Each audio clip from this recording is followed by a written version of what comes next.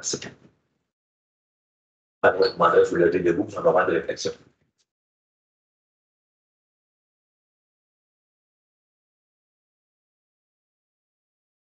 Merci, nous nous asseyons. Alors, bienvenue à la séance de conseil du 25 mars. Donc, point numéro 1, ouverture de la séance. Point numéro 2, adoption de l'ordre du jour. Point numéro 3, présentation et assemblée publique. 3.1, reconnaissance d'organismes en vertu de la politique de reconnaissance des organismes de la ville. 3.2, assemblée publique de consultation, dérogation mineure 2024-001 et 2024-005. 3.3, assemblée publique de consultation demande d'usage conditionnel, implantation d'une nouvelle succursale de la SQDC au 164 boulevard des Cyclones. Point numéro 4, première période de questions. Point numéro 5, administration. 5.1, participation financière au service de transport adapté de Pont-Neuf pour l'année 2024. 5.2, mandat de la firme Montmorency, société d'avocat pour entreprendre les procédures nécessaires afin de récupérer les taxes impayées pour les meubles situés au 312 à 314 avenue Jacques-Cartier. 5.3, mandat à la firme Montmorency, société d'avocat pour entreprendre les procédures nécessaires afin de récupérer les taxes impayées sur des meubles situés au 318 et 320 avenue Vizette. Vous n'avez sauté un. Et 5.3, désolé. Mandat de la firme Montmorency, société d'avocat pour entreprendre les procédures nécessaires afin de récupérer les taxes impayées pour les meubles situés au 309, 311 avenue Côté. 3.5, mandat de la firme Montmorency, société d'avocat pour entreprendre les procédures nécessaires afin de récupérer les taxes impayées sur les meubles situés au 201 avenue Carmel. 5.6, mandat de la firme Montmorency, située dans l'option société d'avocat pour entreprendre les procédures nécessaires afin de récupérer les taxes impayées pour les meubles situés au 115 à 117 avenue Bleu. 5.7, mandat de la firme Montmorency, société d'avocat pour entreprendre les procédures nécessaires afin de récupérer les taxes impayées pour les meubles situés au 255 rue de l'Église. 5.8, mandat de la firme Montmorency, société d'avocat pour entreprendre les procédures nécessaires afin de récupérer les taxes impayées pour les meubles situés au 327 à 331 avenue Mathieu. Numéro 6, législation Y. 6.1, adoption du règlement numéro B536-05, modifiant le règlement relatif à l'administration des règlements d'urbanisme numéro B536, de manière à actualiser les modalités de tarification applicables aux demandes de permis et certificats d'autorisation. Numéro 7, gestion contractuelle. 7.1, mandat de l'Union des municipalités du Québec, l'achat de sel, déglaçage des chaussées de chlorure de sodium. 7.2, octroi de contrat pour l'acquisition d'une génératrice à l'ARENA. 7.3, mandat de service professionnel d'ingénierie relatif aux travaux de réfection du boulevard Victorin ainsi que des pagines Boivin et MAT. Adoption des critères de sélection et de détermination de leur pointage. 7.4, fabrication et installation d'une stèle identitaire à l'entrée de la ville, rejet des soumissions.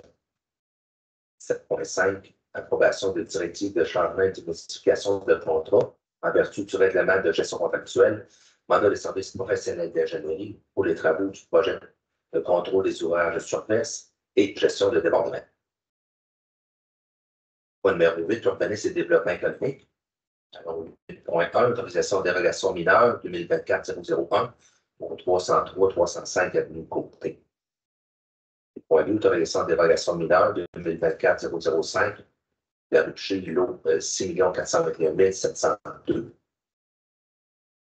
Point 3, autorisation de demande de dérogation, correction de demande d'usage conditionnel, l'implantation d'une nouvelle succursale de la SQDC au 164 boulevard de l'Écureuil. 8.4, il y a entrée de la ville et les espaces commerciaux, installation de 2 enseignes à plat sur le bâtiment principal situé au 164 boulevard des Écureuils. Point numéro 9, ressources humaines au point 3. Bon point. Point numéro 10, autre sujet. 10.1, reconnaissance de l'organisme secousse à titre d'organisme reconnu en vertu de la politique de reconnaissance des organismes de la ville de Donnacona. 10.2, aide financière à la licorne et accès travail Port-Neuf pour l'organisation de la fête du voisinage. 10.3, aide financière à accès travail Port-Neuf pour l'organisation de la journée internationale de soccer de Port-Neuf. 4. Appui de la municipalité de Rivière-à-Pierre pour sa demande d'intervention du gouvernement du Québec pour l'obtention du réseau cellulaire fiable dans la région de Port-Neuf et Mekinac. Point numéro 11, deuxième période de questions. Point numéro 12, affaires nouvelles. Pas la chose de mon côté, M. le maire.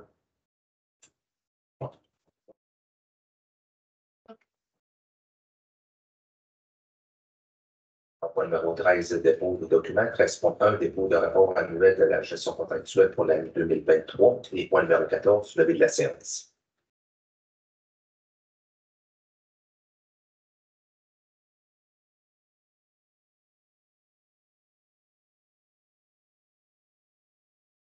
Alors, point numéro 1, ouverture de la séance, un proposeur. Je propose.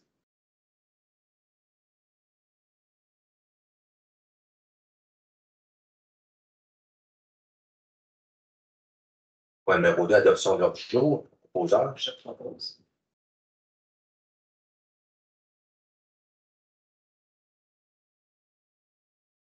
Point numéro 3, présentation à l'Assemblée publique. Alors, 3.1, reconnaissance d'organismes en vertu de la politique de reconnaissance des organismes de la Ville. Soit doivent remettre le certificat de reconnaissance à la secousse qui est satisfait aux critères de la politique de reconnaissance des organismes et est-ce qu'il y a un représentant de la secousse?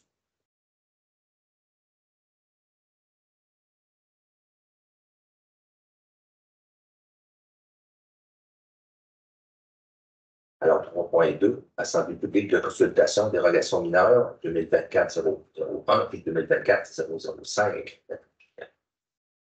Donc, un avis public là, qui est paru le 28 février 2024, qui invitait les personnes à participer à une assemblée publique de consultation concernant 2 demandes de dérogation mineure.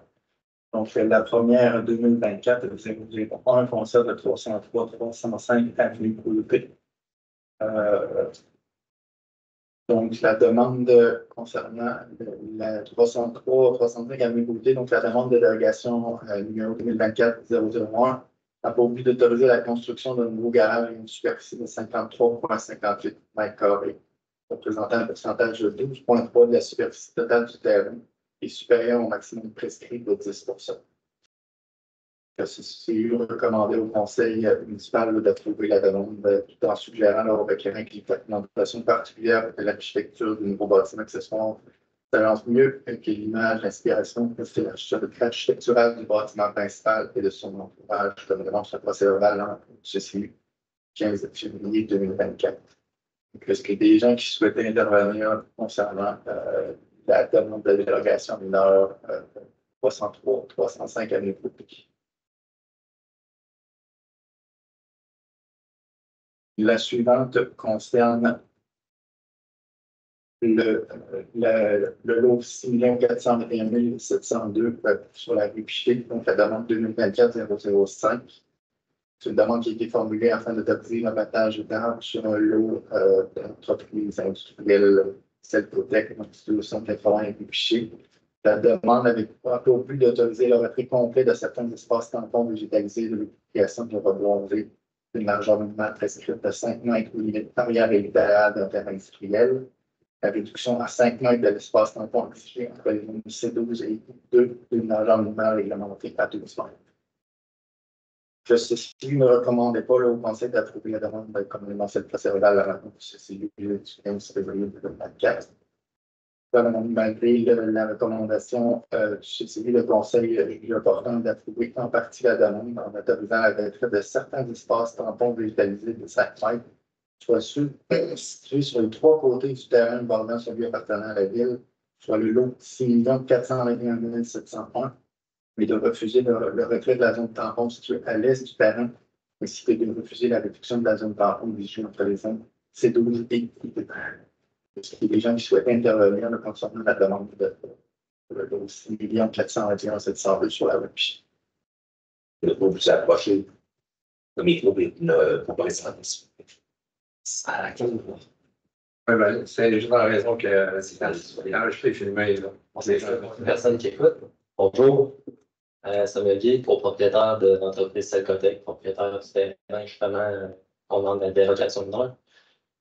Je me suis fait dire de venir au conseil là, si je voulais poser des questions sur les raisons du pourquoi la demande de réduction du retrait de la bande boisée arrière peut être refusée au complet, ça peut être réduite, mais moins à nous on a demandé de passer de 12 mètres à 5 mètres, c'est possible de passer de 12 mètres à 7 mètres ou 12 mètres à 10 mètres. Nous, chez nous, on a besoin de pieds carrés pour l'exploitation de notre entreprise. Pour réussir dans le marché, on doit avoir du pied carré de l'espace extérieur. Je pense qu'on est tous témoins.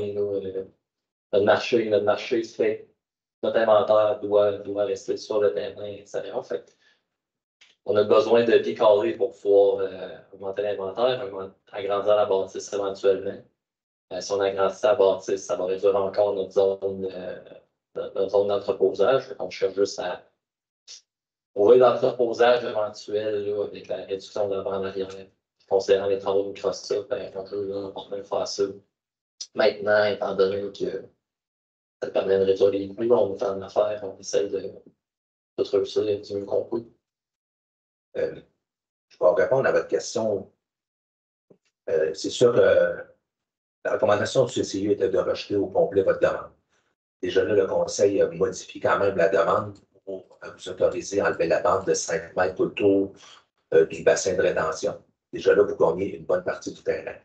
La raison pourquoi on n'accepte pas celle de 12 mètres la réduire, vous n'êtes pas le premier qui le demande, et à chaque fois, ça a été refusé. Et toutes les autres entreprises qui sont dans le même secteur de vous, ils ont déjà fait exactement la même demande, et puis à chaque fois, on l'a rejeté, et on ne changera pas non plus de ce côté-là. Là. On ne la réduira pas. Dans le fond. J'ai plus rien à faire. Il n'y a plus aucune alternative, aucune demande potentielle. Ben là, je crois que vous avez déjà gagné pas beaucoup en enlevant le 5 mètres autour du bassin de rétention. Oui, ben, je suis dans le on l'apprécie, mais ça a été logique de refuser aussi le bassin à la base, même les plans avaient la qualité de faire la construction de bassin chez nous. Il a fait moi-même, j'arrête les travaux, je sors de mon bureau quand je voyais qu'il y avait de la mécanique qui allait creuser chez nous.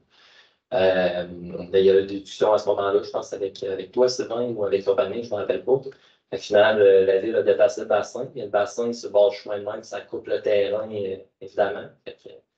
Le bassin s'est en profondeur du terrain, ça a un bon coup. Mais je peux comprendre de dire que la ville est gentille d'accepter la bande de 5 mètres. Je ne prenais pas pour acquis. Ben, la bande de 12 mètres était la grosse demande de réduction, évidemment. Puis surtout, quand on entrepose, c'est profond encore, mieux c'est. En arrière, il y a une rivière qui passe. On n'est pas garant d'argent, mais probablement qu'il n'y aura jamais de construction directement de chez nous. Fait qu'on on avait quand même une bande boisée on va dire de 12 à quasiment 50 mètres, dépendamment si la rivière est en biseau. Et c'est pas garant que, comme vous dites, qu'il n'y aura pas de construction au sud de la programme avancée aller plus loin que ça. Là. Au nord de la rivière, mais au sud de notre terrain, dans le fond, ouais, ça va être difficile de faire la construction là, étant donné que c'est une bande riveraine, je ne connais pas les termes exactement. Il y a une restriction de 20 mètres chaque côté. Ça serait surprenant. On fera demande de dérogation dans quelques années à ce moment-là. OK. Merci. Merci.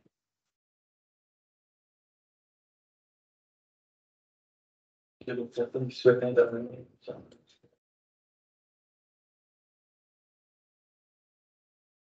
Pour l'instant, pour les dérogations. Là, on va revenir au point numéro 3.1. Reconnaissance organisme en vertu de la politique de reconnaissance des organismes de la ville. Alors, ce soir, je vais remettre le certificat de reconnaissance d'un organisme, soit la secousse, qui a satisfait aux critères de politique de reconnaissance en tant qu'organisme.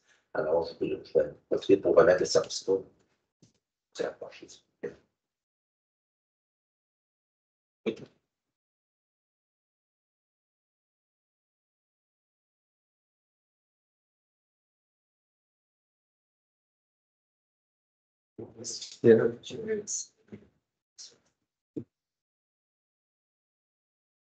station.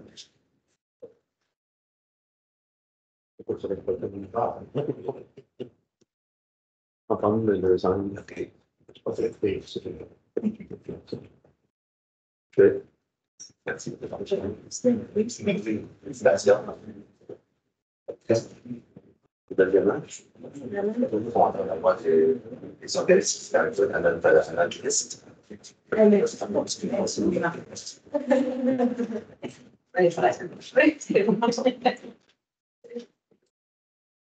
Merci.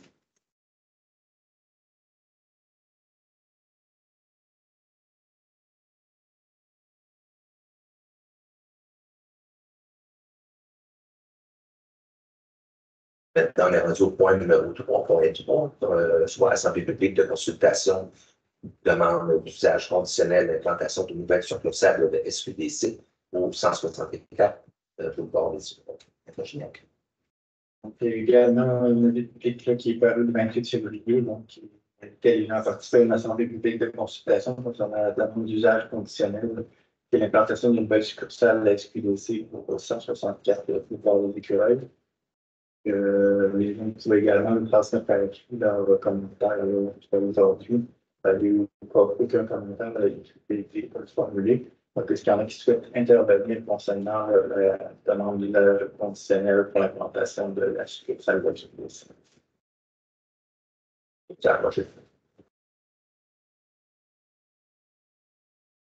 Bonsoir, ça fait plaisir de vous revoir. Ça, c'est le plaisir est réciproque.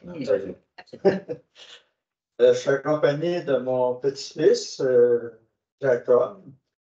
Il est intéressé par les sujets. Peut-être que c'est un futur conseiller ou futur maire. En tout cas, c'est peut-être la piqûre pour la politique municipale. Parce qu'il n'y a pas de relève. La relève est rare. Alors, j'ai Jacob avec moi. C'est ça, il y a un grand-père qui est assez intéressé par la politique. Donc, concernant quand je regarde le règlement, le C6, bon, il a été modifié, j'imagine, le règlement pour être capable d'inclure la zone C6. Ça a été modifié quelque chose en décembre, c'est pas ça? Le règlement, bon, aux alentours de décembre, a été modifié pour qu'on puisse arriver aujourd'hui à permettre l'ouverture d'une succursale de la SQDC.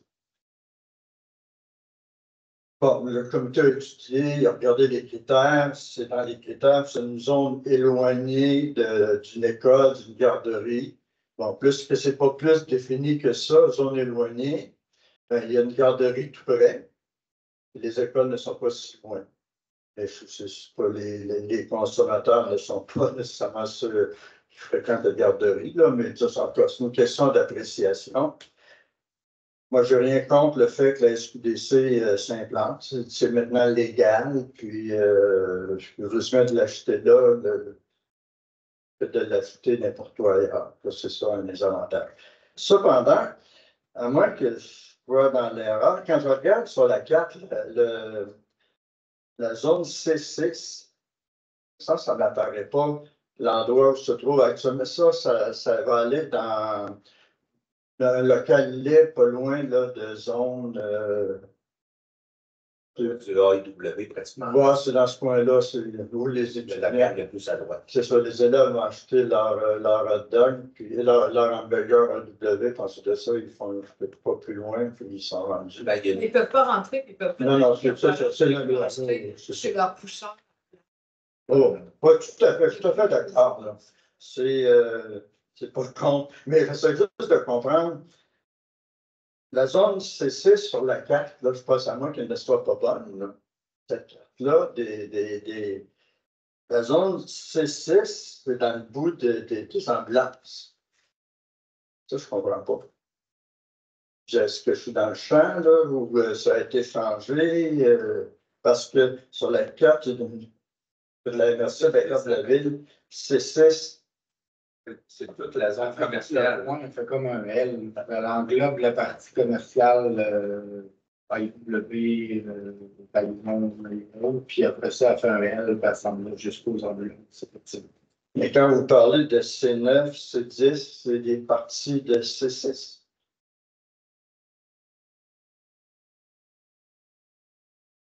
Donc, tu sais, c'est plus du côté, c'est plus à l'est, c'est plus à l'est, pas mal, là. Oh, c'est ça. Ouais. La sortie du deuxième rang, Même la porte sous la route commerciale. Mais pourquoi c'est bon? non, je donne un exemple parce que c'est toutes sont toutes rouges, sont tous rouges. Et dans l'article 4.2.1, on parle aussi de C9. Donc, c'est toute la série. Il y a C5, C7, C9, C10, C11, C12, etc. Et donc, c'est tout ça que ça englobe. C'est-à-dire que ça pourrait être n'importe où là, en autant que le comité approuve Ben, il y a une distance de 250 mètres qu'il faut respecter également. le 12 août, c'est écrit ça. Là, excuse-moi, l'encadrement du club. il faut qu'il soit à 250 mètres. Du l'école, par exemple. Oui, là, on est à 254. Ça, c'était 250 mètres d'un terrain appartenant à un centre de service scolaire. Donc, pas juste à l'école, au terrain. Ok. Ouais. Mais je veux juste comprendre que quand on parle de C6, quand c'est pété, pas si on a la même carte, là. Je pense que votre carte est bonne, mais je regarde la C6, là, justement, là, c'est toute la partie qui est boisée. Ça tourne dans le rond-point. Ouais. Il y a les écureuils, le concessionnaire de Nakona Ford.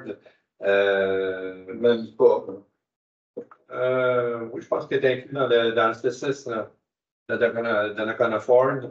Et même attendez, oui, Est-ce qu'on s'en c'est sûr que tout ce qui est là, En tout cas, je ne veux pas être tiré, là, c'est parce que parce que les zones commerciales, un peu comme les zones industrielles, sont sectorisées. Là. Il y a des endroits, là, les zones industrielles, on en a peut-être moins. Là. Les zones commerciales, là, justement, on peut en avoir, je pense qu'on en a 12 ou 13. Donc, dans chaque zone, il y a des critères d'usage. Donc, et ces critères-là, justement, il y a des analyses pour faire en sorte que certains types de commerces peuvent être à un endroit, ne peuvent pas être à un autre. Donc, c'est un peu comme ça que les plans de zonage sont faits dans les villes et municipalités. Là. c'est ça, une petite taquinerie pas méchante, là. C'est que parler comme s'il allait chercher un local vacant. Là, s'il n'avait pas été vacant, qu'est-ce qui se serait passé, là? Non, ouais, en tout cas. Il n'y a pas le local qui était disponible dans la distance. Mais c'est parce qu'on loue un local vacant. Tout ça. Ah, au niveau grammatical. Pardon? C'est au niveau grammatical. Ouais, c'est un niveau logique. Ok, c'est bon. Alors, merci, on va revenir pour les questions. Parfait. Vous allez vous ennuyer de moi, tout le monde.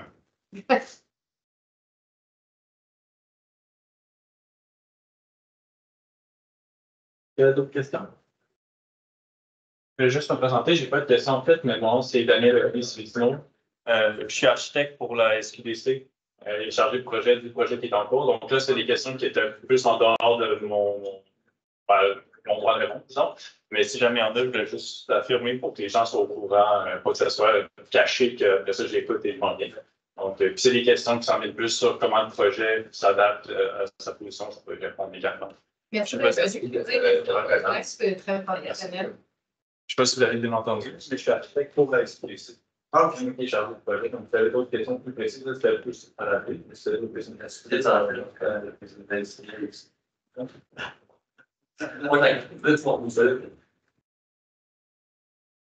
Merci. Il y avait d'autres questions en particulier. Donc, ça complète, donc les fonctions privées. Parfait, merci.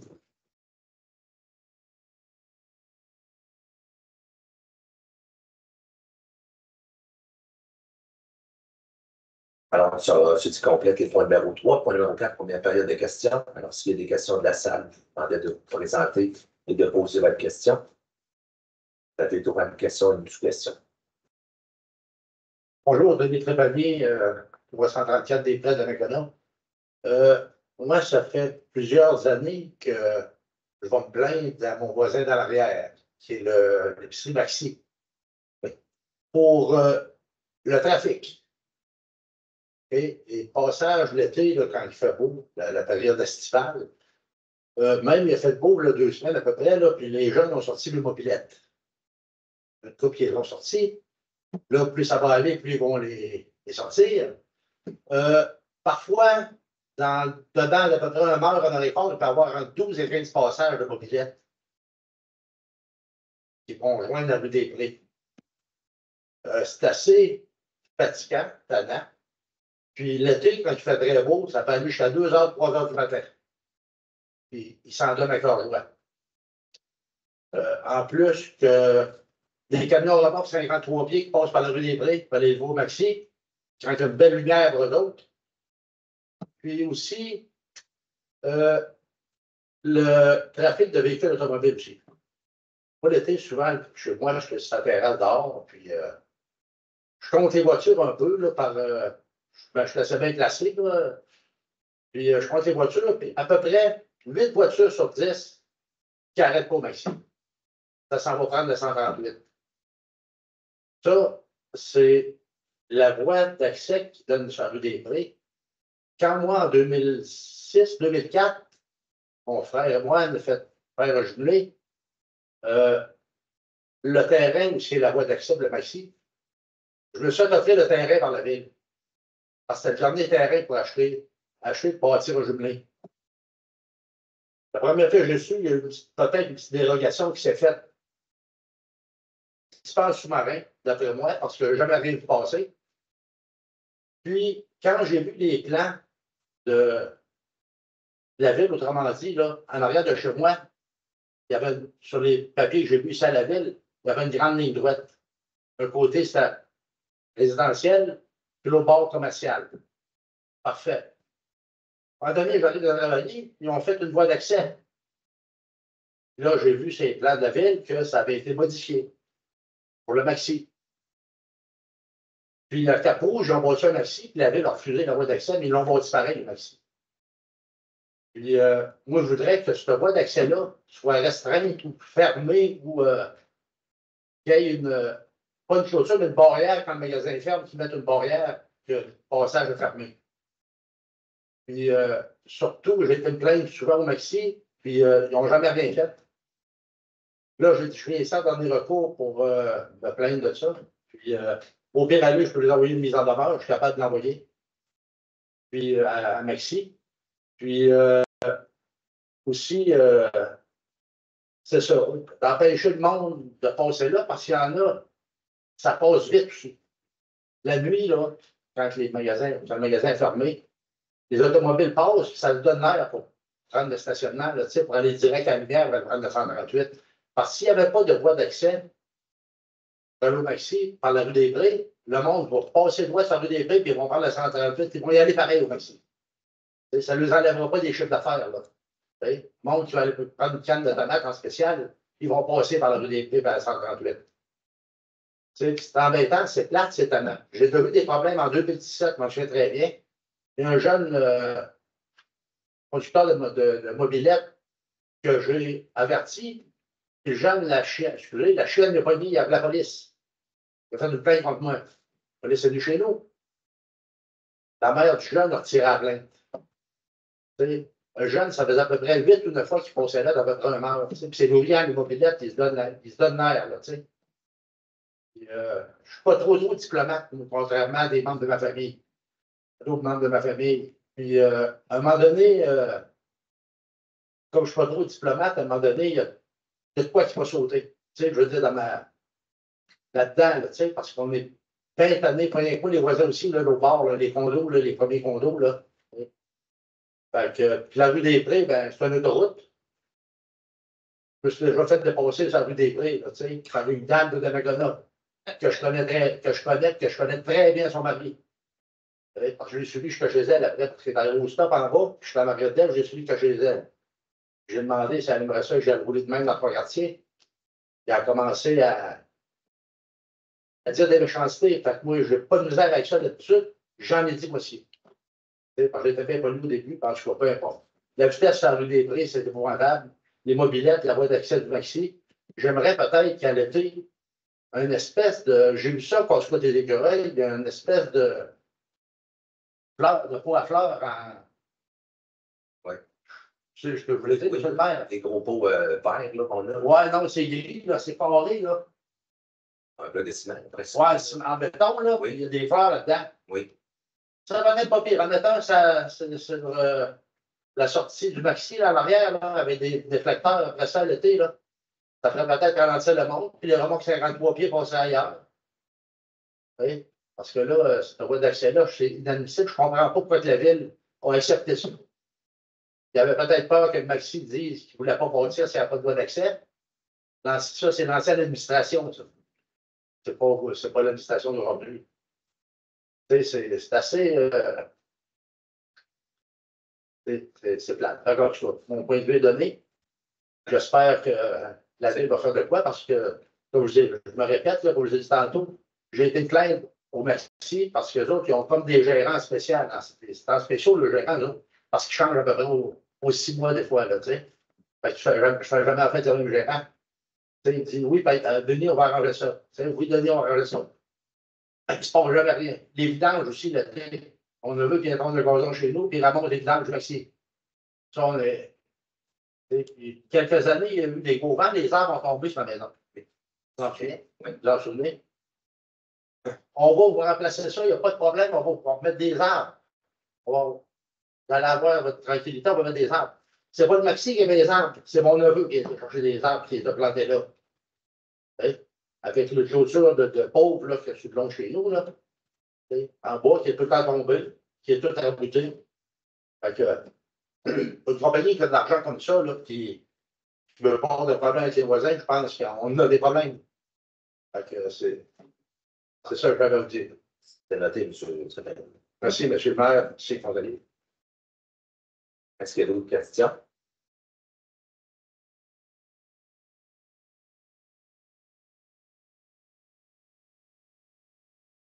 Je ne sais pas comment calculer la demi-heure. C'est une demi-heure, je pense que vous avez l'habitude. Ouais. Pour chaque période. Pour chaque période de questions. Il reste combien de temps? Comme l'Assemblée nationale, il reste combien de temps? Moi, j'ai quelques questions à vous poser. Bon, pour commencer compte tenu du temps qu'il y a, on va y aller dans l'ordre que j'ai. Il y a eu, vous avez accepté une demande de modification ou de payer pour une modification pour la caserne des pompiers 5057 pour le déplacement de l'entrée électrique temporaire. Je me souviens de ça. Question que je pose, comment ça se fait que l'entrée électrique a été placée là quand il y a un architecte, il y a des ingénieurs, puis il y a toute une série de professionnels, puis il a placé ça là, puis on arrive maintenant en disant, mais il faut déplacer, puis sur un budget de 8 ou 9 millions, je ne sais pas, on a dû de rajouter un 5 000 $ parce qu'on n'a pas placé à bonne place la prise électrique. Comment ça se fait? En fait, je peux vous donner une partie de la réponse. C'est sûr que quand il y a des plans de vie qui sont préparés justement par des professionnels, l'entrepreneur général qui est là pour faire les travaux lui suit les plans de vie à la lettre. Là. Donc, du moment que ça déroge de ce qui est noté dans les plans de vie, là, on passe à ce qu'on appelle des directives de changement. Donc, il arrive une directive de changement. Des fois, c'est pour des travaux en supplément. Des fois, c'est pour des crédits parce qu'il y a des situations qui font en sorte que, bon, il y a des matériaux, finalement, ils vont avoir une équivalence. En tout cas, bref, dans le cas qui nous préoccupe là, c'est que l'entrée temporaire électrique, où elle était située, elle a été modifiée.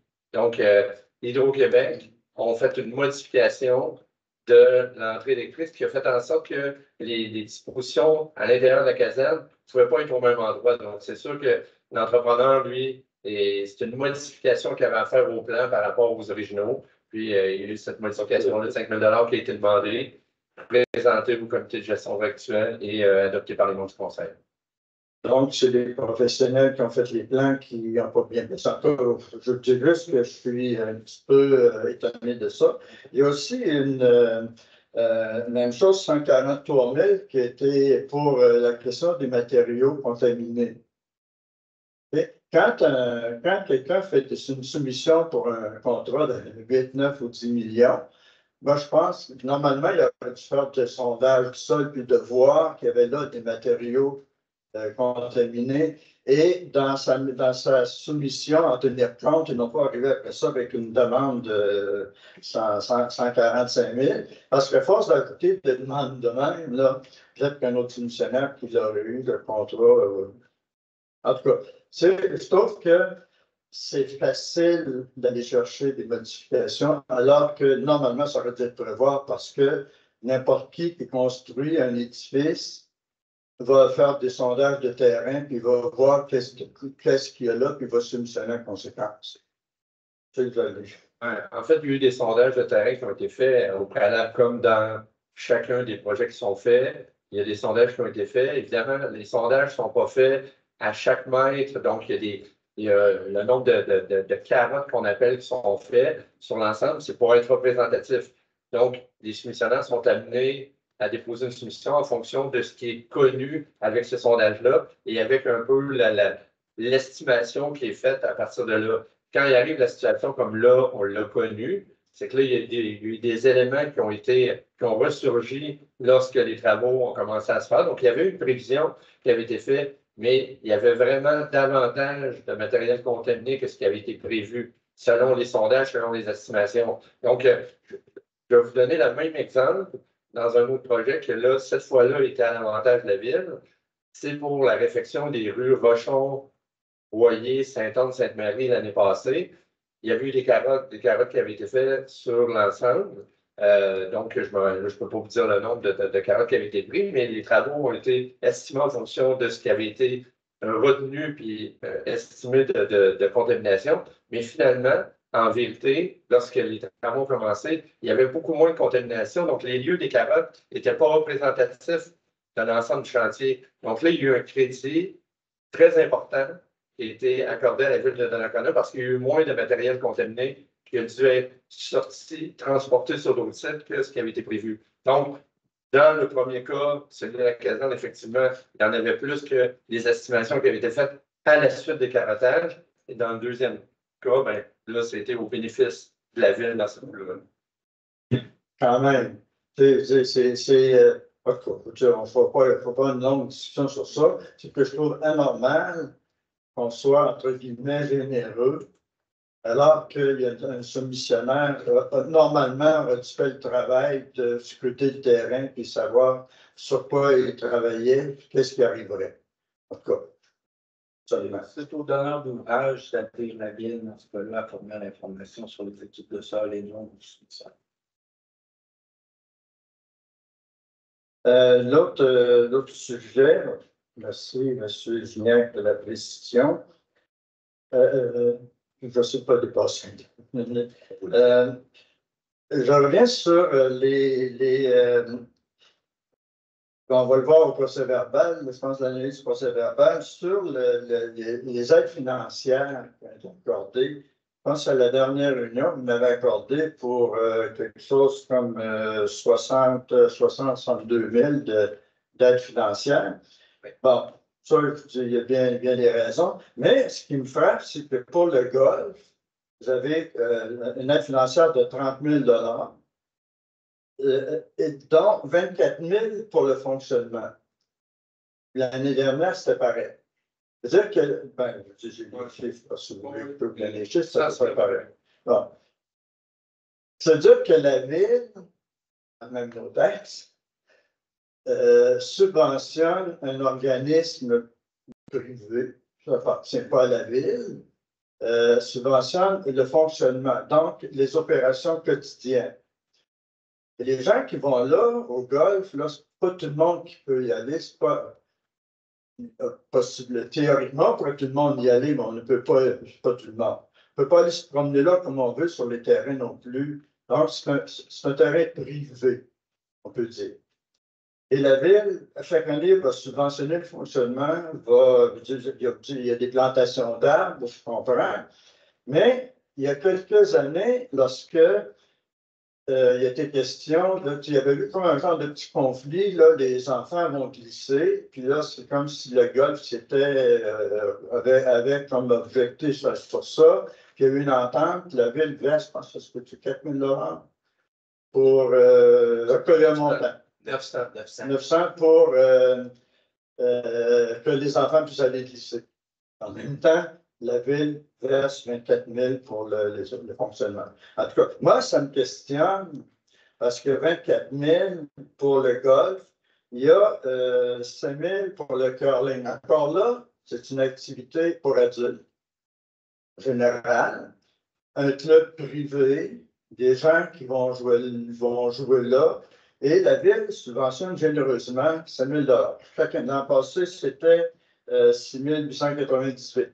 Donc, de l'ordre de 5 000 $. Chevalier de Colomb, je ne passerai pas tout ça. Les Chevaliers de Colomb, il y a 3 500. L'année dernière, c'était 3 000. Qu'est-ce qui fait qu'on verse 3 500 $ aux Chevaliers de Colomb? Qu'est-ce que les Chevaliers de Colomb font pour la ville? C'est un club privé, Chevalier de Colomb. Tout le monde pourrait devenir Chevalier de Colomb s'il découvre le secret. Mais c'est privé. Colomb subventionne. Moi, quand j'étais conseiller municipal, dans un autre siècle, le SMIEL, les Chevaliers de Colomb avaient demandé comme ça 4 000 $. C'était pour compenser le compte de taxes. Puis on s'était objecté, on avait dit non. Parce que si on trouvait dans ce temps-là, chacun, ça doit changer. Alors, on a 30 000 $ pour le golf, 7 000 $ pour le club de curling, 3 500 $ pour les Chevaliers de Colomb. Et là, 300 $ pour le CSHLD. 30 000 $ pour aller jouer au golf. Et pour nos petits vieux, donc je serai bientôt parti, en fin de vie, la ville donne 300 $. Il n'y a pas un décalage important qui peut être étonnant. Je le dis en tout respect, là. J'espère que vous comprenez que je le fais en tout respect, sans insulter personne. Je veux vous exprimer que moi, je suis surpris qu'il y ait un tel écart. Le CHSLD, c'était sa demande initiale. C'est ça, les vieux, ça ne demande pas. Ben, c'est la représentante qui fait ça pour les activités. S'il demande plus, ça va être au conseil de décider son offre plus. La demande est 300. Eux, en fait, le but de cette activité-là, parce que dans chacune des demandes financières, puis, bon, vous suivez assez le déroulement, les procès-verbaux, ils vont en avoir un paquet d'autres, le festival, l'expo de l'Anacona, on pourrait les nommer. Le comité des loisirs, dans l'exemple que vous amenez, c'est un comité de loisirs bénévole qui, eux, organise, là, de ce qu'on comprend, des bingos, quelques occasions. Ils veulent acheter des prix aux gagnants. Donc, la demande qu'ils font au conseil de ville, depuis les dernières années, c'était 200, 250. Là, même, je pense que c'était 250, puis le conseil de mémoire, on regardait 300. Donc, c'est une demande qui est faite par dans ce cas-là, c'est un groupe de bénévoles. Dans tous les autres, vous dites que c'est des organismes privés. Ce sont tous des organismes sans but lucratif qui ont été, comme la secousse ce soir, reconnus officiellement par la ville de Donnacona pour avoir passé un processus officiel, que c'est des organismes qui sont enregistrés à des entreprises, qui ont un conseil d'administration, qui ont des procès-verbaux, qui ont des assurances, effectivement, donc, qui ont remis leur état financier à la ville. Donc, et à partir de ça, en fonction de leur demande, il y a une analyse qui est faite, une recommandation qui est déposée, les conseils municipaux prennent des décisions pour chacun, que ce soit le club de golf, le Stack des fermières, les Filles d'Isabelle, les Chevaliers de Colomb, ce sont tous des organismes sans but lucratif qui ont, avec la politique d'attribution d'aide financière de la ville, qui est une politique qui est adoptée, qui est publique, donc il y a des annexes à compléter, donc les organismes ont à remplir ces documents-là, les remettre officiellement. Et par la suite, une fois que les documents sont complétés, ben, il y a une recommandation qui peut être faite. Ouais, il y a par exemple, la pointe des écureuils, moi je me suis fait examiner, ça c'est ça. Ouais, là, il y a une subvention aux alentours de 5 000 $, je pense. Puis celui-là, je dis, c'est tout le public peut aller là, puis il y a des gens qui vont là l'été, qui vont dans la salle, c'est pas peux pas faire la même chose au Ville Pellant, je peux pas faire la même chose au golf. Là. Je peux pas aller me promener au golf. Là. Vous pouvez profiter, par exemple, du club de golf pour aller manger au restaurant, par exemple, au club de golf. Ouais. Vous pouvez aller, manger là, vous pouvez aller déjeuner là, vous pouvez y aller. Ça vaut 30 000 $. En tout cas,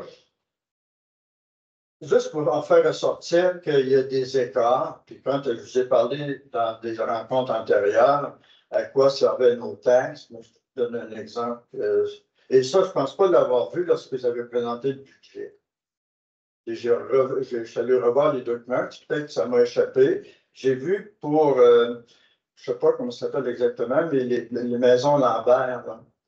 Fondation. Fondation Lambert. Pour les maisons, non, c'est pas Fondation. Les jardins Lambert, c'est les maisons. Bon, il y a une subvention là. En tout cas. En fonction de la Société d'habitation du Québec et de l'Office municipal d'habitation du Québec, il y a des sommes d'argent, il y a un pourcentage qui est défini par la loi dans l'exemple. Je demeure dans l'exemple que vous nous amenez. Dans le cas des jardins Lambert, c'est exactement ça. Là. Comme la Villa de l'Ordre, par exemple. C'est là que vous l'avez mis au budget, il était dans le document, on peut le voir. Oui. Mais toute la subvention. La subvention aux organismes, il y a un onglet qui est là. Parce qu'il y a un montant, mais évidemment, on ne peut pas savoir annuellement, on n'a pas une boule de cristal qui nous annonce annuellement le montant d'argent que dans l'année suivante, les organismes vont faire des demandes. On estime, évidemment, on regarde les années passées. Là, cette année, on savait, on prend l'exemple des festivals, on savait qu'il allait y avoir 2 nouveaux festivals qui allaient arriver au courant de l'été. Donc, c'est sûr qu'on a fait un ajustement. On se dit, bon, ben, il va peut-être y avoir certaines demandes. Donc, on estime une somme d'argent. Puis par la suite, selon les demandes, ben, on les répartit en fonction des critères qui sont analysés rigoureusement. Mais c'est ça, faire un budget, c'est de prévoir. Exactement. En principe, on respecte notre budget. Exactement. Peut-être que tantôt, je vais bien te dire. Oui, merci. On va continuer.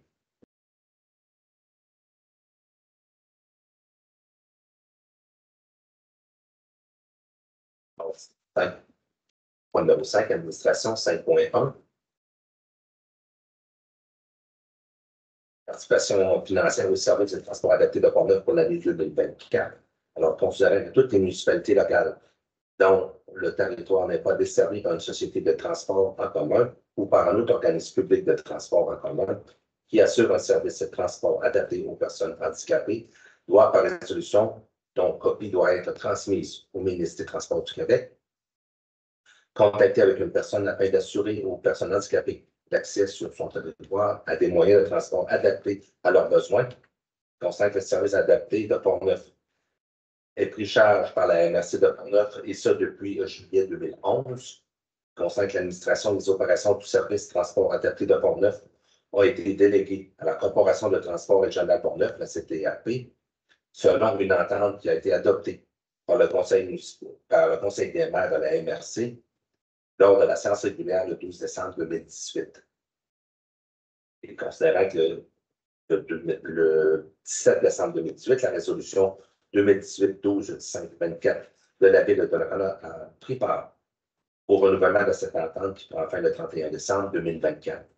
Alors, la résolution de la Ville de Donnacona confirme l'adoption du plan de transport adapté, de la tarification et des prévisions budgétaires de 2024 et que la Ville confirme sa participation financière annuelle pour 2024 au montant de 16 934 $. Alors, j'en prends un proposant. Je propose. Un contre.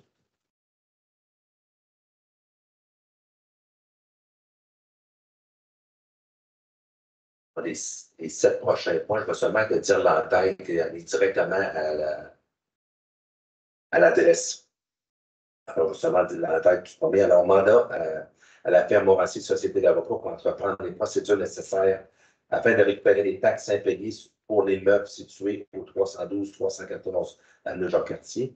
Alors, la résolution, justement, de mandater la firme sur le lot 3 509 296 du Québec. On a besoin d'un proposeur. Je propose.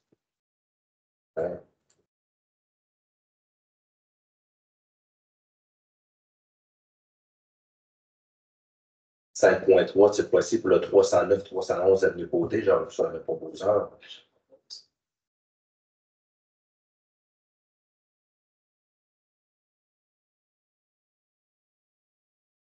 Immeuble situé au 318, 320 avenue Fusette.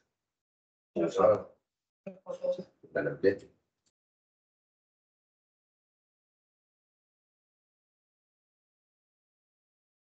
Merci. Immeuble situé au 201 avenue Carnan, la proposeur.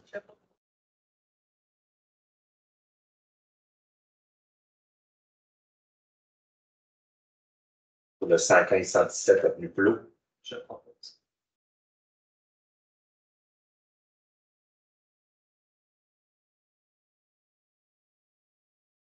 Immeuble situé au 255 rue de l'Église. Je propose.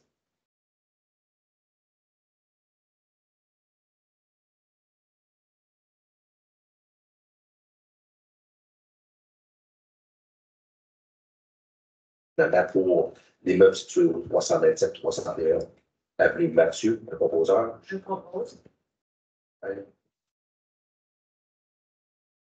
Quelqu'un s'oppose à ces 6 résolutions? Non. Oui. Alors, ceci complète les points numéro 5, point numéro 6, législation grecque. 6.1, adoption du règlement numéro B536-05, modifiant le règlement relatif à l'administration des règlements de l'urbanisme numéro B636, de manière à actualiser les modalités et la tarification applicables aux demandes de permis et certificats d'autorisation. On constate que le règlement relatif à l'administration des règlements d'urbanisme, c'est le règlement numéro 548, c'est en 30 heures de celui 2014 et que le Conseil peut le modifier comme sur les dispositions de la loi sur l'aménagement urbaniste. Donc, il y a plusieurs modifications au niveau de ce règlement. C'est des modifications de tarifs, des modifications administratives. Donc, la motion qui était donnée lors de la séance du mars 2024, le projet qui est également déposé lors de la séance du 11 mars 2024. Donc, ce soir, c'est l'adoption du règlement numéro 536-05 qui modifie le règlement relatif à l'administration du règlement d'urbanisme numéro 536 de manière à actualiser les modalités de tarification applicables aux demandes de permis et de certificats d'autorisation. Merci. Alors, en proposant. Je propose. Super. Compte. Compléter point numéro 6, point numéro 7, gestion contractuelle des 5 prochains points expliqués par le directeur général. Alors, 7.1, mandat de l'Union des municipalités du Québec pour l'achat de celle de déglaçage de chaussées, soit le chlorure de sodium. Donc, considérant que la Ville de Donnacona a reçu une proposition de l'Union des municipalités du Québec, l'UNQ, de préparer en son nom et au nom de plusieurs autres municipalités intéressées un document d'appel d'offres pour un achat regroupé de celles de déglaçage des chaussées. Considérant les articles 29.9.1 de la loi sur les cités et villes et 14.7.1 du Code municipal, ça permet à une organisation municipale de conclure avec l'UMQ une entente ayant pour but l'achat de matériel. Ça précise que les règles d'adjudication des contrats pour les municipalités s'appliquent aux contrats accordés en vertu du présent article et que l'UMQ s'engage à respecter ces règles. Et finalement, ça précise que le présent processus contractuel est assujetti au règlement numéro 26 sur la gestion contractuelle de l'UMQ pour ces ententes de regroupement adoptées par le conseil d'administration de l'UMQ. On considérait que la Ville désire participer à cet achat regroupé pour se procurer une selle de déglaçage des chaussées dans les quantités nécessaires pour nos activités et selon les règles établies au document d'appel d'offres préparé par l'UMQ pour les 4 prochaines années. Donc, le but de la résolution de ce soir est que la municipalité confirme, comme les lois le permettent, son adhésion à ce regroupement d'achat géré par l'UMQ pour 4 ans, soit jusqu'au 30 avril 2028, représentant le terme des contrats relatifs à la saison 2027-2028. Que pour se retirer du programme d'achat regroupé, la municipalité va devoir faire parvenir une résolution de son conseil à cet effet, au moins 30 jours avant la date de publication de l'appel d'offres public annuel, que la municipalité confie à l'UMQ le mandat de préparer en son nom et celui des autres municipalités intéressées les documents d'appel d'offres pour adjuger les contrats, que la municipalité confie également à l'UMQ le mandat d'analyser les soumissions déposées et l'adjudication des contrats, que si l'UMQ adjuge un contrat, la municipalité s'engage à respecter les termes de ce contrat comme si elle l'avait contracté directement avec le fournisseur à qui le contrat est adjugé. Que pour permettre à l'UMQ de préparer son document d'appel d'offres, la municipalité s'engage à lui fournir les quantités de produits dont elle a besoin en remplissant, lorsque demandé, le formulaire d'adhésion à la date fixée. et que la municipalité reconnaît que l'UMQ recevra directement de l'adjudicateur des frais de gestion correspondant à un pourcentage du montant total facturé avant taxe à chacun des participants. Pour l'appel d'offres 2024-2025, ce pourcentage est fixé à 1% pour les organisations municipales membres de l'UMQ et à 2% pour les non-membres de l'UMQ. Pour les appels d'offres subséquents, ces pourcentages pourront varier et seront définis dans le document d'appel d'offres. Donc, c'est le but de la résolution ce soir. Merci. Alors, un proposant. Je propose.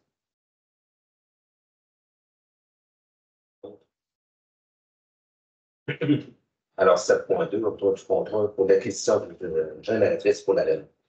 Donc, considérant qu'il était nécessaire de faire l'acquisition d'une génératrice à l'ARENA, que cette dépense est prévue au budget des immobilisations 2024, on a reçu une proposition de l'entreprise Dromco Énergie. Et en vertu du règlement V578 sur la gestion contractuelle, la Ville peut conclure un contrat de gré à gré. Donc, le but de la résolution de ce soir est d'octroyer le contrat à l'entreprise Dromco Énergie pour l'acquisition d'une génératrice à l'ARENA pour la somme de 83 425,86 incluant les taxes et d'autoriser la dépense à même le poste budgétaire du Fonds général. Merci. Alors, un proposant. Je propose. Je réponds. Alors, 7.3, le mandat de service professionnel de générie relatif aux travaux de réfection du boulevard Victorin, ainsi que des rues Pagé, Boivin et Marthe, adoption des critères de sélection et détermination de leur pointage. Donc, considérant que la Ville prévoit procéder à des travaux de réfection des infrastructures municipales du boulevard Victorin et rues Pagé, Boivin et Marthe en 2025, considérant que les services d'un bureau d'ingénieur conseil sont requis pour réaliser les plans de vie du projet et effectuer les travaux de surveillance de chantier, considérant les règles applicables relatives à l'adjudication des contrats de services professionnels, considérant que la mise en application de ce système prévoit que le Conseil doit adopter des critères de sélection et déterminer leur pointage maximum. Donc, le but de la résolution de ce soir est d'adopter les critères de sélection et les pointages tels que décrits pour faire l'évaluation des offres de services professionnels pour le mandat nommé en titre.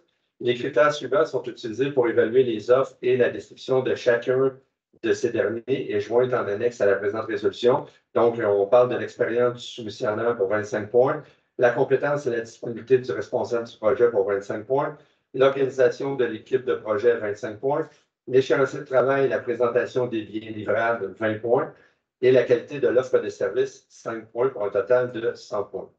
L'évaluation de chacun des 5 critères que je viens d'énumérer vont être réalisées de la façon suivante.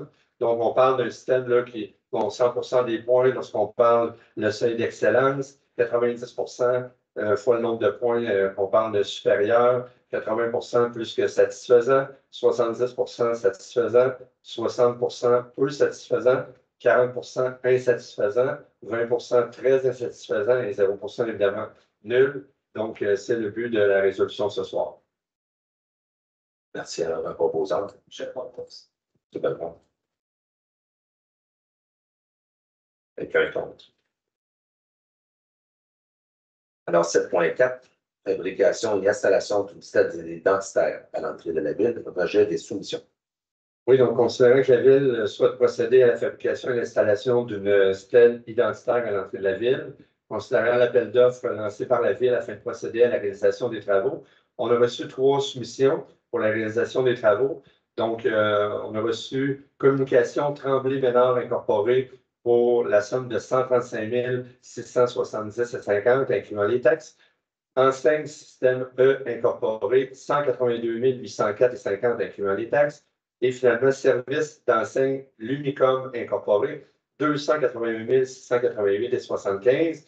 Donc, considérant que l'ensemble des soumissions reçues excèdent de façon substantielle l'estimation et le budget de la Ville pour ce projet, considérant que dans ce contexte, le Conseil juge opportun de rejeter les soumissions reçues et annuler le présent appel d'offres public. Donc, le but de la résolution de ce soir est que le Conseil rejette l'ensemble des soumissions reçues dans le cadre de l'appel d'offres public afin de procéder à la fabrication et l'installation d'une stèle identitaire à l'entrée de la Ville.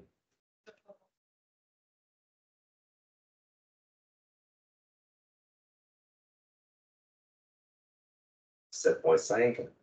Approbation des directives de changement et de modification de contrat en vertu du règlement de gestion contractuelle.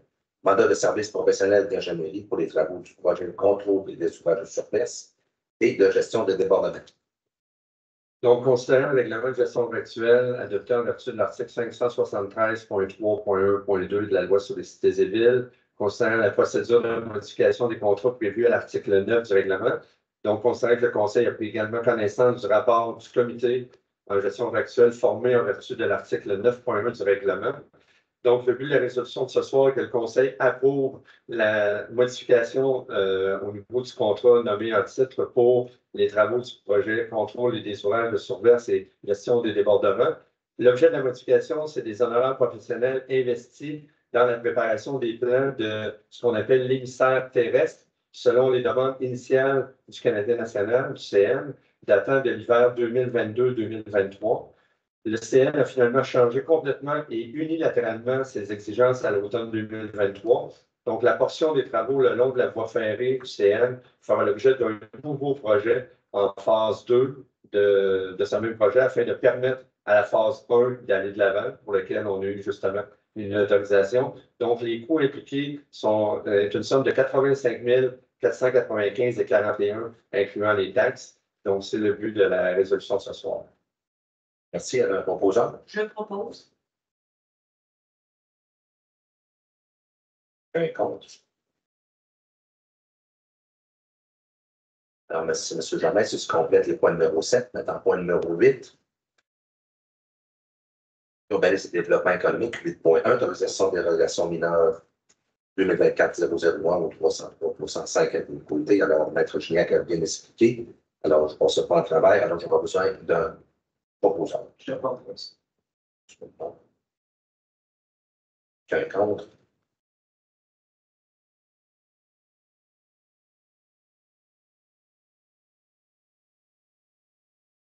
Alors, oui, pour l'autorisation des relations mineures 2024-005 pour le chez l'eau, sinon 421 702, alors, on besoin d'un proposant.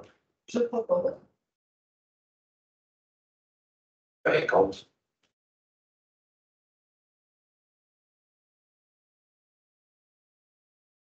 Pour l'autorisation de d'usage conditionnel, l'implantation des nouvelles succursales de la SQDC au 164 au bord des écureuils. Alors, une chose, alors, vous avez un proposeur. Je propose. Un contre.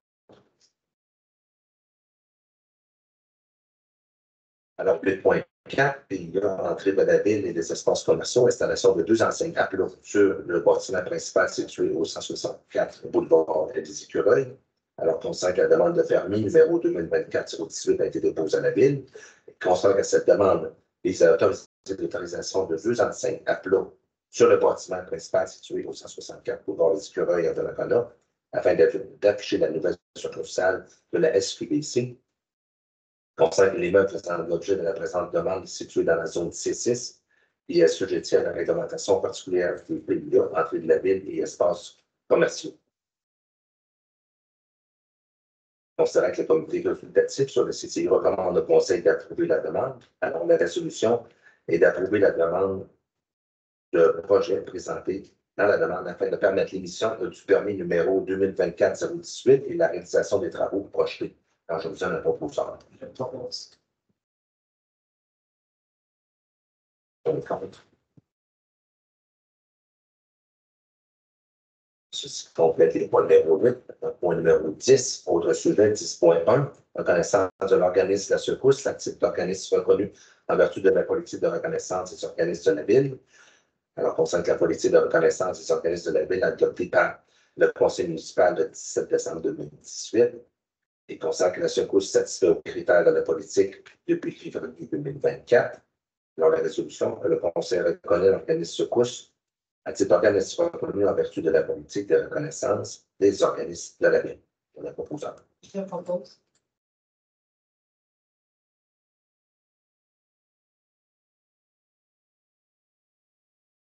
« 6.2. Aide financière à la licorne et accès de travail pour neuf pour l'organisation de la fête du voisinage. Donc, considérant que l'organisme, la licorne et l'accès de travail, souhaite organiser la fête du voisinage le 1er juin prochain dans le secteur du Notre-Dame en face de la licorne. Considérant que les organismes souhaitent la fermeture du stationnement public, ainsi qu'en face du bâtiment occupé par la licorne, mais c'est pareil, ainsi qu'une section de la rue Notre-Dame dans ce secteur. Considérant que les organismes sollicitent également le soutien de la ville en argent et en service, alors la résolution est d'autoriser les organismes La Licorne et Accès Travail Port-Neuf à occuper le stationnement public, ainsi qu'une portion de la rue Notre-Dame pour la fête du voisinage, qui se tiendra le 1er juin prochain, et de mandater le service des travaux publics afin de procéder à l'installation de la signalisation requise pour la fermeture du stationnement public, ainsi que la portion de la rue Notre-Dame visée par l'événement. De verser également une aide financière de 1 000 à la Licorne et Accès Travail Port-Neuf en argent et en service pour l'organisation de la fête du voisinage, soit le 1er juin prochain, et que le versement de la présente aide financière, le conseil municipal autorise la trésorière et directrice des services administratifs à déterminer le montant de l'aide sous forme de services rendus par la ville pour l'organisation de l'événement et autoriser cette dernière à verser, s'il y a lieu, en argent le résiduel de l'aide financière jusqu'à concurrence de 1 000 $. Et finalement, il autorise cette dépense à même pas sur budgétaire. Donc, ça, le proposant. Je propose. Quel compte? Donc, 6.3, aide financière à l'accès Travail Port-Neuf pour l'organisation de la Journée internationale de soccer de Port-Neuf.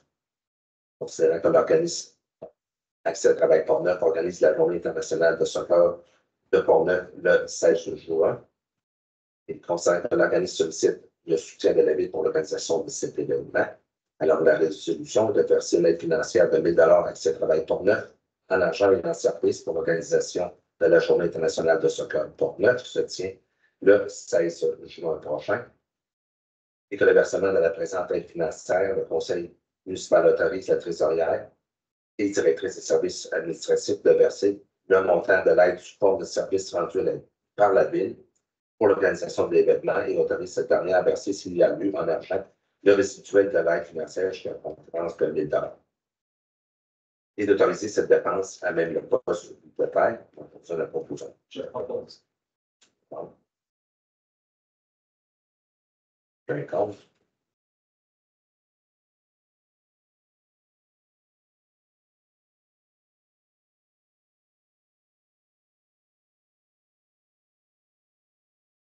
Alors, 6.4.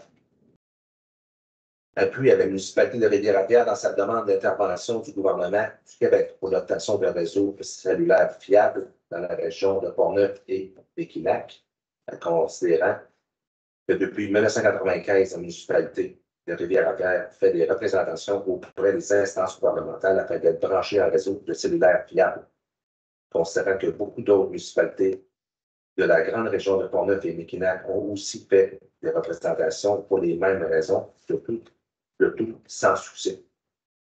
Considérant que l'accès à un réseau cellulaire fiable constitue un impératif pour la sécurité des citoyens, une exigence fondamentale pour les jeunes familles pour s'installer en région, ainsi qu'un outil de travail pour les entreprises et les commerces de la région. Considérant que le conseil municipal de la municipalité de Rivière-à-Pierre a adopté la résolution numéro 2024-01-015 par laquelle elle demande au gouvernement du Québec de réaliser une évaluation des infrastructures actuelles afin d'y apporter rapidement les changements nécessaires, de déployer toute l'énergie nécessaire pour faire pression auprès du CRTC afin que les compagnies qui sont distributeurs de réseaux cellulaires élargissent leurs services au-delà des grands centres urbains, prennent conscience de cette région éloignée que le besoin du réseau est nécessaire et afin qu'ils respectent ces engagements en priorisant dès et à présent un réseau fiable pour les citoyens de la grande région de Port-Neuf et Pékinac. La résolution que le conseil municipal de la ville de Donnacona appuie la municipalité de Rivière-à-Pierre dans ses demandes d'intervention auprès du gouvernement du Québec pour l'obtention des réseaux cellulaires fiables dans la région de Port-Neuf et Pékinac. Donc, c'est une proposition. Je propose. J'ai vu que dans le budget provincial, il y a encore des sommes pour améliorer la couverture cellulaire. Espérons que Oui, ça passe, on est capable de. Ça va se rendre jusque-là. espérons. Oui. Ils sont en grand besoin. Alors, ceci complète les points numéro 10. Alors, point numéro 11, deuxième période de questions.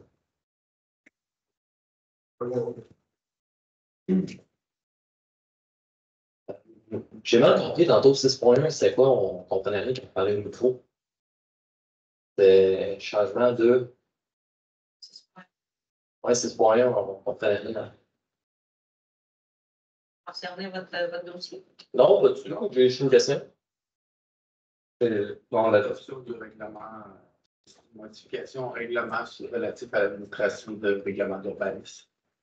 Donc, c'est. OK, ça va rapport avec les. Ben, j'en profite, c'est juste en lisant ça, ça m'a fait penser à vous demander officiellement est-ce que la ville de Donnacona pourrait améliorer le système de paiement des permis? Je trouve que c'est pas drôle en 2024 d'être obligé de vraiment payer en argent comptant ou par chèque. Mais des chèques, moi, ça fait 10 ans que je suis en affaires, c'est à Donnacona. Ça fait 10 ans que je n'ai pas de chèque. Regardez puis. Carte de débit corporative, madame, je ne sais pas si vous en avez une, mais souvent, c'est double signature. Fait que c'est pas faisable. C'est pas comme le personnel. Il a accédé comme toutes les autres villes ou comme les paiements de n'importe quoi. Fait je pense qu'on est rendu à cette étape-là. Pas de suggestion, des virements? Ben, vraiment, oui, vraiment, ça baisse comme les 400 fournisseurs, c'est tout par virement. Il y a juste la ville qui a choisi de payer en argent comptant, ça fait pas de sens. C'est noté. Ça marche? J'ai dit à la secrétaire l'autre fois, je ne sais pas si mon s'est rendu à nous. Ouais, le mode de paiement, Ouais, c'est. Honnêtement, PayPal, ça fonctionnerait-tu? On va dans votre secrétaire. Non, mais je demande avec si je pas encore de double signature. As-tu une possibilité? ça marche pas. Je n'ai pas PayPal, par contre, j'ai PayPal perso, mais je sais pas. Mais je pense que la vie est rendue là. Oui. Avec raison. Il y a eu des accommodements dans le passé qu'on faisait un paiement via le compte de taxes. Là, ça implique des transactions administratives de votre côté. Là, cette année, ça m'a été refusé. Ça a été accommodé dans le passé, mais il n'y a plus probablement que le volume de transactions augmente. Ouais, c'est pas. Ouais, merci. Merci. Bon point. Bye, là. Bonne soirée.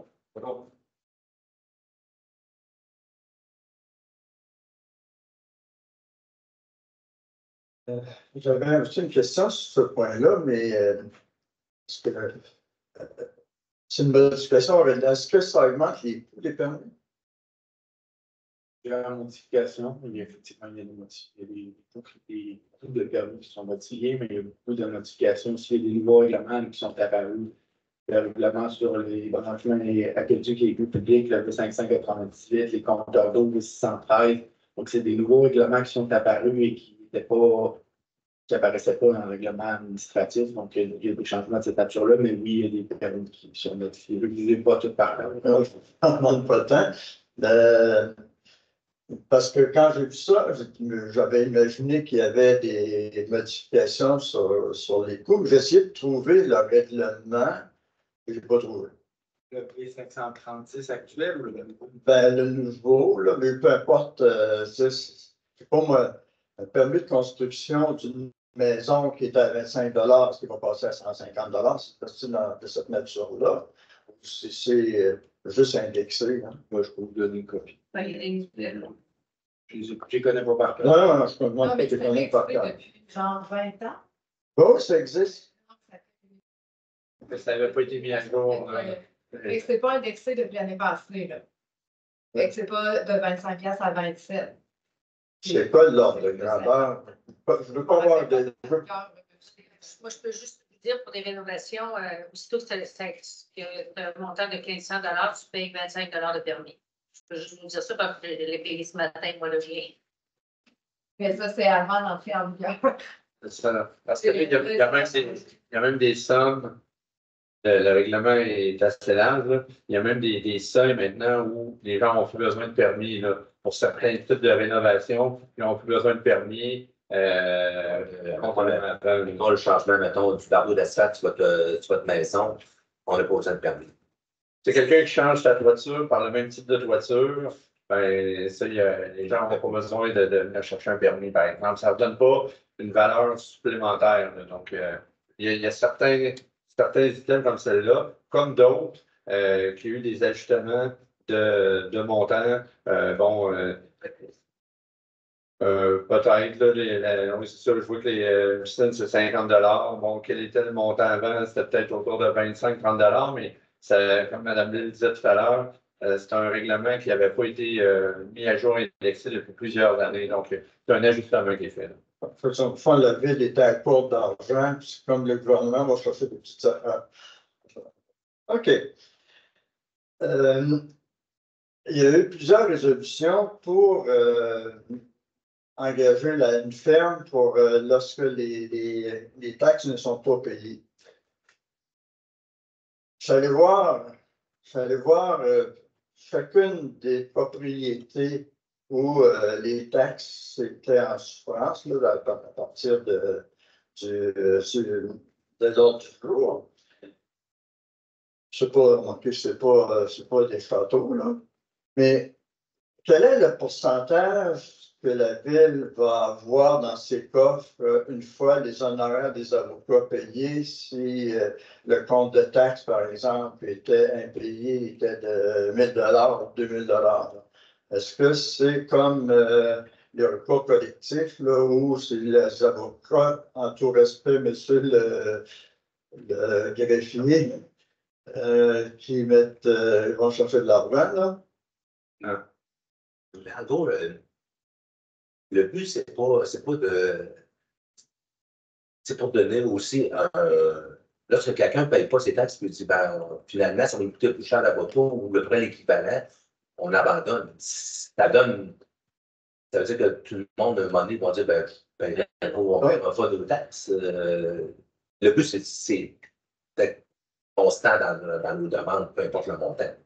Mais il demande le pourcentage. Le pourcentage. Fait que pour le moment, je pense qu'on l'a pas, puis peut-être que je pourrais vous envoyer la réponse par courriel, ce pourcentage-là, mais on l'a pas. En fait, lorsqu'on arrive à une soirée comme ce soir, normalement, il y a à peu près une soirée, 2 soirées maximum par année où là, il y a comme vraiment une mise à jour qui est faite par nos employés. Et quand on arrive à une étape comme celle de ce soir, où là, on a 7 ou 8 mentions à l'ordre du jour de la même ordre, c'est qu'avant d'en arriver là, il y a eu plusieurs discussions avec les propriétaires, des règlements d'entente, des ententes non respectées. Donc, il y a des taxations annuelles qui reculent depuis 2022, 2023. Bon, il y a eu un premier paiement de taxes récemment.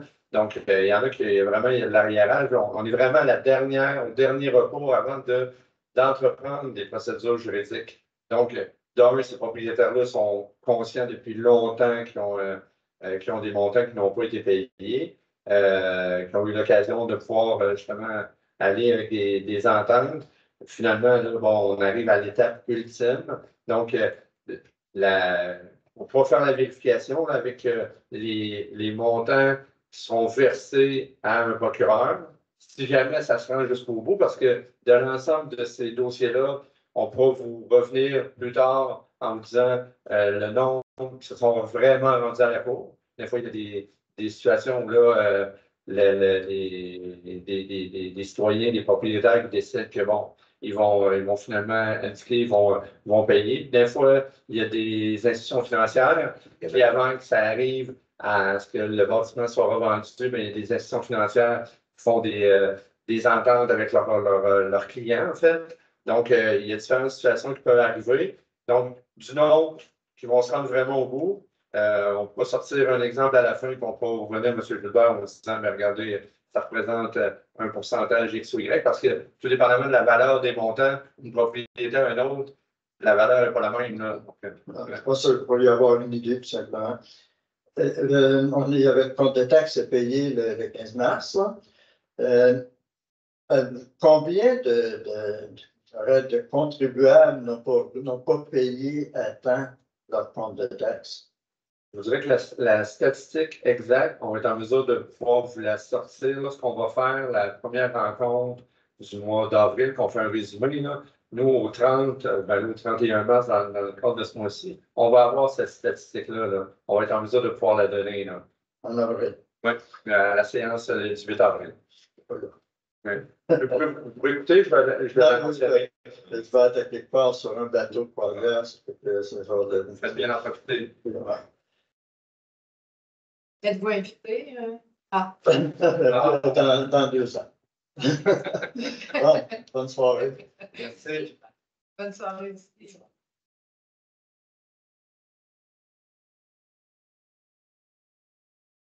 Alors, pour le numéro 13, dépôt du dossier, principe 1, dépôt du rapport annuel de la gestion contractuelle pour l'année 2023, c'est ça avec un dépôt. Et alors, pour le numéro 14, lever la séance, alors j'ai besoin d'un proposeur de lever la séance. Je propose. C'est dans le travail. Ensuite, il conclut la salle de conseil du 25 places. Vous êtes libre?